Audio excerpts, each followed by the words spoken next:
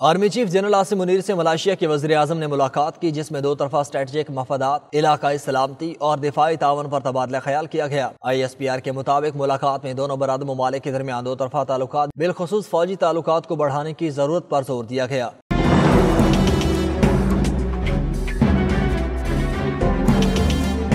اس موقع پر وزیر اعظم انور ابراہیم نے علاقائی امن و استحکام میں مسلح افواج کے کردار کو سراہتے ہوئے دہشت گردی کے خلاف جنگ میں ان کی پیشہ ورانہ مہارت اور قربانیوں کا اعتراف کیا۔ ملاقات کے دوران ملائیشیا کے وزیر اعظم نے سپہ سالار کو ملائیشیا کے دورے کی دعوت بھی دی، جس پر آرمی چیف نے شکریہ ادا کرتے ہوئے پاکستان کے کامیاب دورے کو سراہا۔ جنرل عاصم منیر کا کہنا تھا کہ دورے سے دونوں ممالک اور فوج کے درمیان پائیدار اور تاریخی تعلقات کو مزید بہتر بنانے میں مدد ملے گی۔